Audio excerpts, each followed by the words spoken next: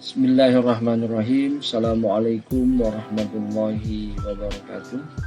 Kita bertemu lagi dalam mata kuliah Filsafat Ilmu dan Logika.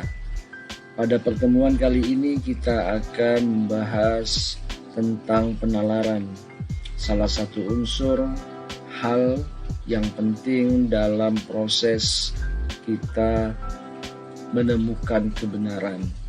Oke, kita lewatkan. Nah, sekarang kita akan lihat bagaimana proposisi dibagi berdasarkan bentuknya, terutama berdasarkan sifatnya. Nah, berdasarkan sifat afirmasi dan negasi atau menurut bentuknya, proposisi itu ada 3 macam. Yang pertama proposisi kategoris, kedua proposisi hipotetis, dan ketiga adalah proposisi disjungtif. Nah, fokus kuliah ini adalah penjelasan tentang proposisi kategoris, sementara proposisi hipotetis dan disjungtif akan dijelaskan pada kesempatan lainnya. Karena itu Anda diharapkan untuk membaca lebih lanjut tentang 2 jenis proposisi yang belum dijelaskan dalam kuliah ini. Apa yang dimaksud dengan proposisi kategoris? Proposisi kategoris adalah proposisi yang mengandung pernyataan tanpa adanya syarat. Misalkan, Hasan sedang sakit. Anak-anak yang tinggal di asrama adalah mahasiswa. Orang rajin akan memperoleh sesuatu yang lebih dari mereka harapkan. Ya. Proposisi kategoris adalah proposisi yang mengandung pernyataan tanpa syarat.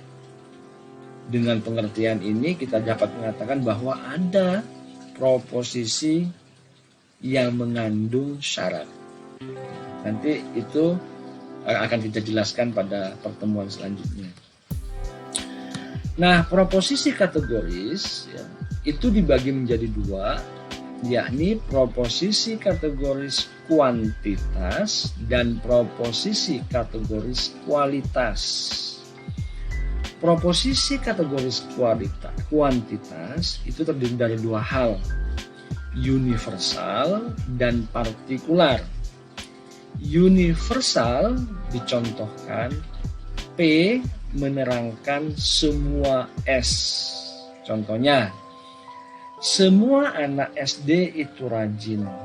Semua anak SD itu rajin. Predikat menerangkan semua subjek. Ingat-ingat, predikat menerangkan semua subjek itu disebut dengan proposisi kategoris kuantitas universal. Ya, kita bisa mengambil ancer-ancer atau mengambil patokan kalau proposisi kategoris kuantitas itu kita bisa membedakannya menjadi universal dan partikular. Ya, sementara proposisi kategoris kualitas itu juga dibagi menjadi 2, yakni positif dan negatif. Nah, sekarang kita bisa membedakan patokannya. Ketika kita menyebut kuantitas, maka itu yang dimaksudkan adalah universal dan partikular. Nah, ketika kita menyebut kualitas, maka kita harus ingat-ingat yang dimaksud adalah positif dan negatif. Apa yang dimaksud dengan positif di sini? Predikat dipersatukan dengan subjek melalui kata penghubung yang bersifat afirmatif. Misalkan, ikan adalah binatang. Afirmatif itu artinya menegaskan. Negatif, predikat dan subjek dihubungkan dengan kata hubung yang bersifat mengingkari. Kalau yang di atas mengafirmasi atau mengakui atau menegaskan, sementara yang negatif itu mengingkari atau menegasi. Contohnya, pacar Rudi bukan Ersa. Nah, di sini terlihat ada kata bukan. Nah, kata bukan ini menunjukkan dia negatif atau mengingkari atau menegasikan. Oke, kita lanjut. Proposisi kategorik. Nah, proposisi kategorik yang paling sederhana terdiri dari satu subjek, predikat, dan satu kopula, dan satu quantifier. Apa yang dimaksud dengan subjek? Subjek adalah yang menjadi pokok pembicaraan. Apa yang dimaksud dengan predikat? Predikat adalah yang menerangkan subjek. Apa yang dimaksud dengan kopula? Kopula adalah kata yang menyatakan hubungan antara subjek dan predikat. Apa yang dimaksud dengan quantifier? Quantifier adalah kata yang menunjukkan banyaknya satuan, kuantitas, yang diikat oleh subjek. Contoh yang tadi, sebagian, semua, itu menunjukkan kuantitas. Oke, kita lanjut. Contoh. Sebagian manusia adalah pemalas. Coba kita lihat quantifiernya sebagian. Subjeknya manusia, kopulanya adalah, predikatnya pemalas. Proposisi kategorik minimal terdiri dari quantifier, subjek, kopula, dan predikat. Jadi Anda sudah harus bisa membedakan ketika Anda melihat kalimat atau pernyataan sebagian manusia adalah pemalas, sebagian itu quantifier, manusia adalah subjek, adalah kopula, pemalas adalah predikat. Nah, tetapi yang perlu kita perhatikan adalah quantifier ada kalanya menunjuk kepada kuantitas universal seperti kata seluruh, semua. Ada kalanya juga menunjuk kuantitas partikular seperti sebagian, kebanyakan. Ada kalanya menunjuk permasalahan yang singular atau masalah singular. Tetapi pada konteks permasalahan singular biasanya quantifiernya tidak dinyatakan. Gitu. Ya, nanti kita lihat contohnya agar bisa lebih jelas. Nah, sekarang kita perhatikan ada istilah universal, partikular, singular.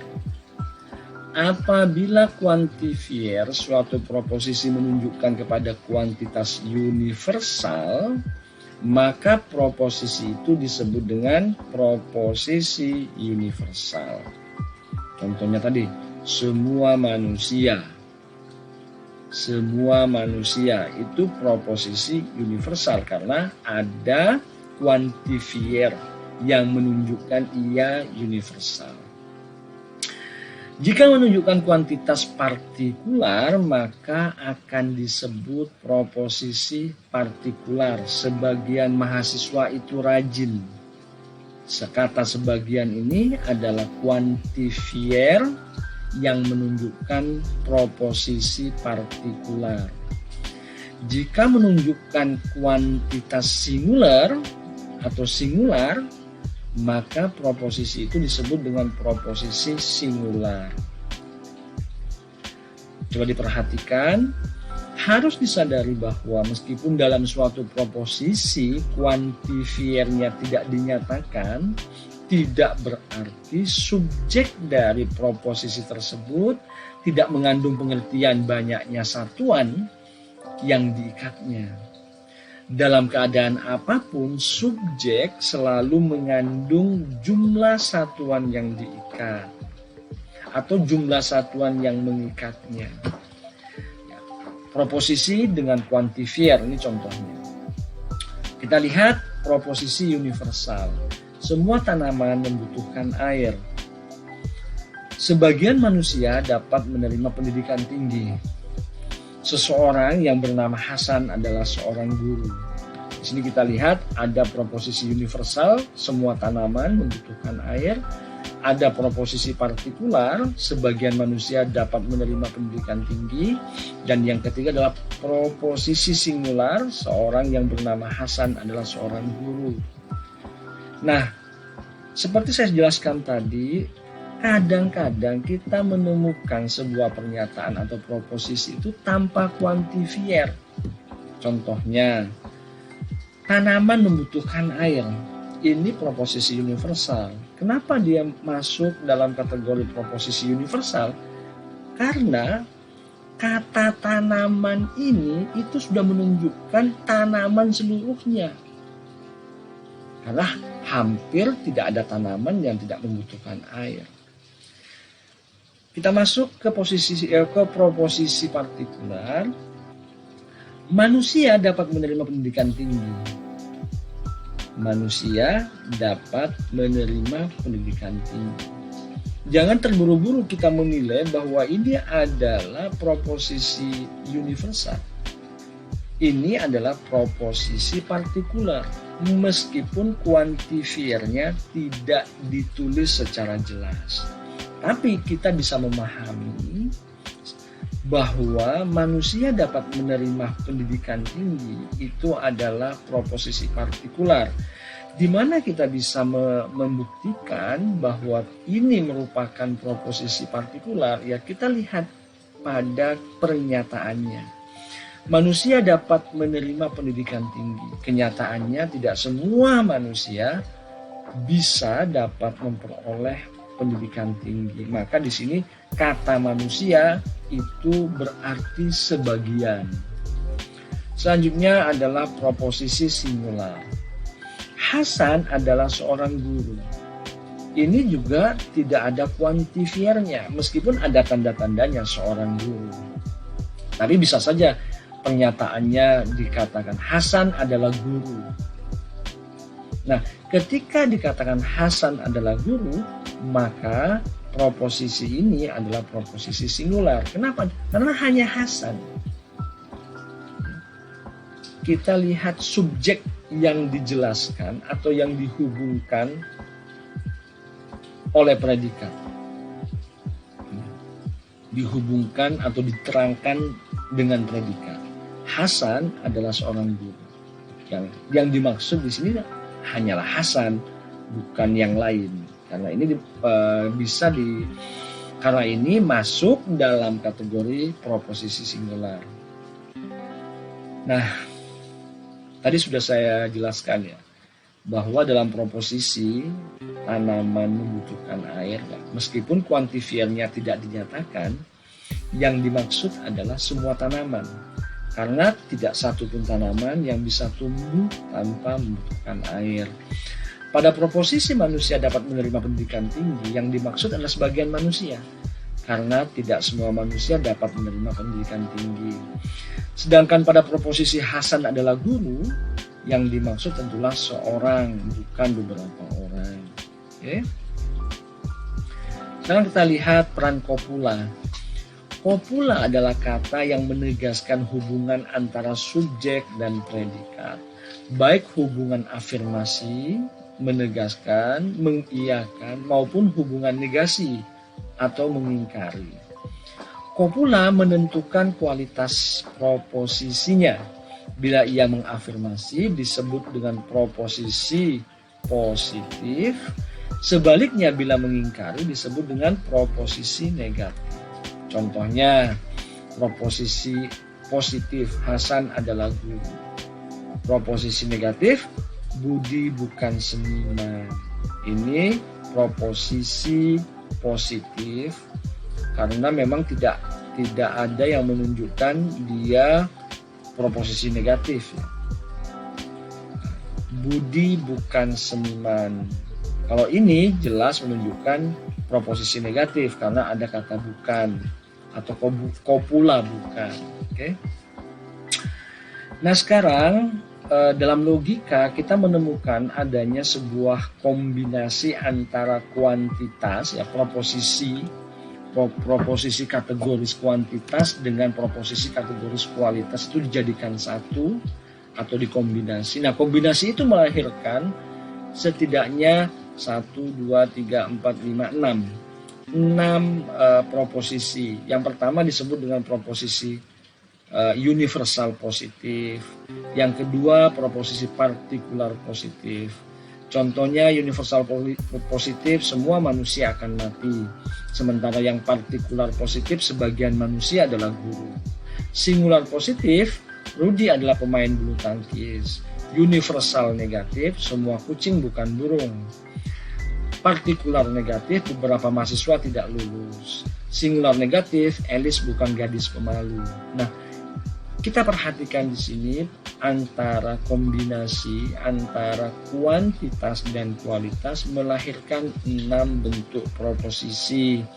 Ada proposisi yang universal positif, proposisi partikular negatif, proposisi partikular positif, singular positif, kemudian universal negatif, partikular negatif, dan singular negatif. Saya kira ini mudah untuk kita ingat. Yang pertama positif, positif, positif. Yang kedua negatif, negatif, negatif. Tapi yang membedakan itu kata depannya. Yang pertama universal positif, kemudian kita ingat partikular positif, selanjutnya singular positif. Yang di bawahnya universal negatif, partikular negatif, singular negatif. Dan contoh-contohnya bisa Anda perhatikan dengan seksama supaya Anda bisa membedakan antara satu proposisi dengan proposisi lainnya. Nah, sekarang kita masuk pada lambang. Dalam logika, kita menemukan beberapa lambang. Salah satunya adalah lambang untuk menunjukkan proposisi positif dalam proposisi kategoris. Yang pertama, proposisi universal positif itu dilambangkan dengan huruf A. Sementara yang kedua, yang partikular positif itu ditunjukkan dengan huruf I. Nah, proposisi singular positif karena kopulanya mengakui hubungan subjek dan predikat secara keseluruhan, maka dilambangkan dengan huruf A. Huruf A dan huruf I masing-masing sebagai lambang proposisi universal positif dan partikular positif. Lambang ini diambil dari dua huruf hidup pada perkataan Latin.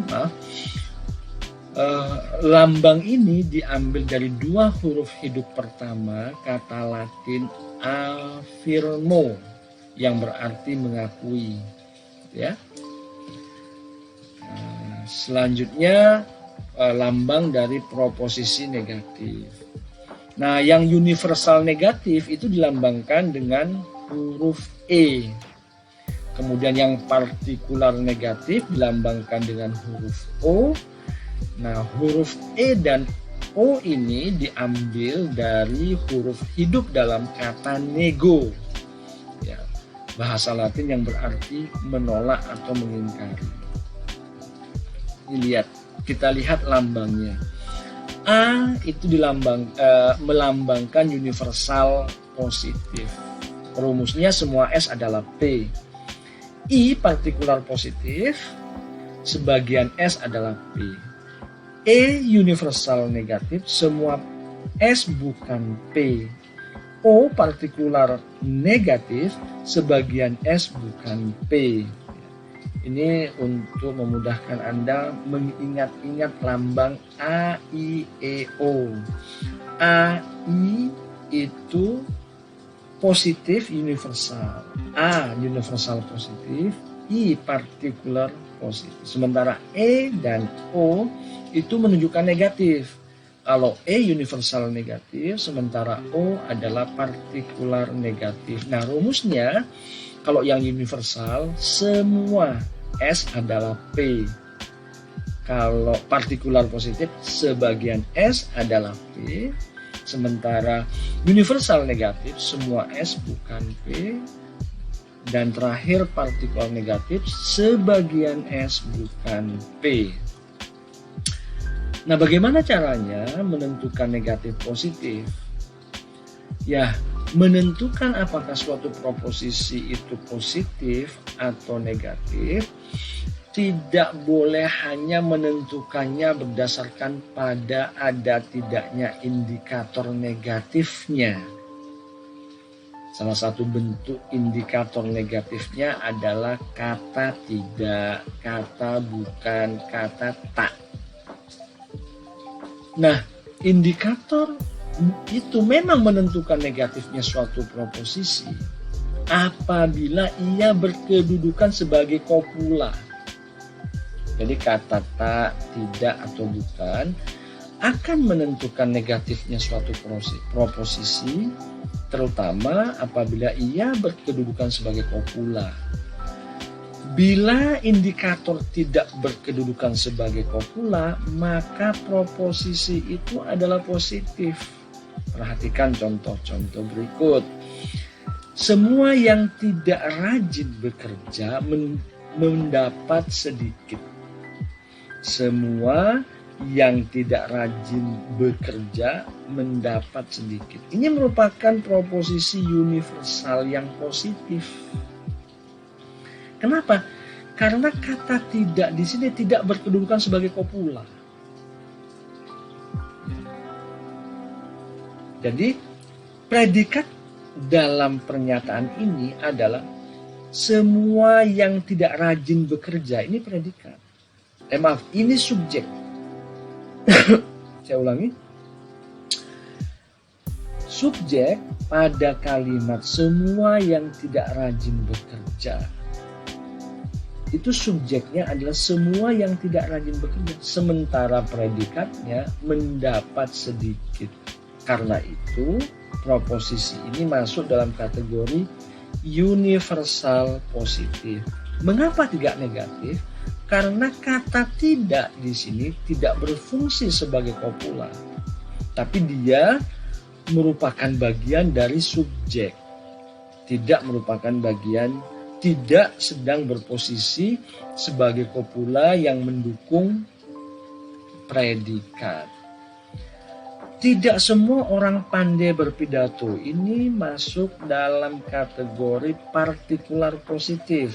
Salah satu lambangnya adalah I. Tidak semua orang pandai, tidak semua orang pandai berpidato.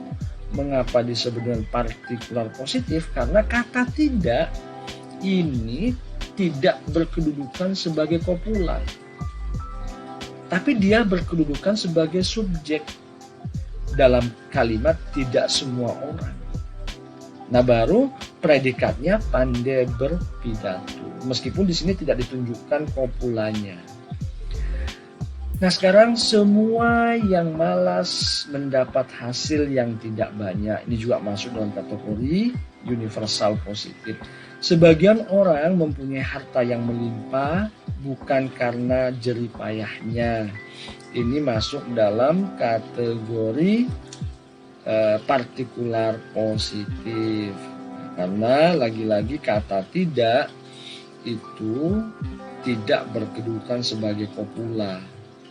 Nah, inilah contoh dari kuantitas kualitas proposisi kategoris. Ya, masuk dalam lambang A ini universal positif. Tapi kita akan juga menemukan ada kata tidak loh. Kenapa kata tidak di sini masuk dalam universal positif, dia tidak masuk dalam universal negatif? Karena kata tidak di sini tidak dalam posisi atau tidak dalam berkedudukan sebagai kopula.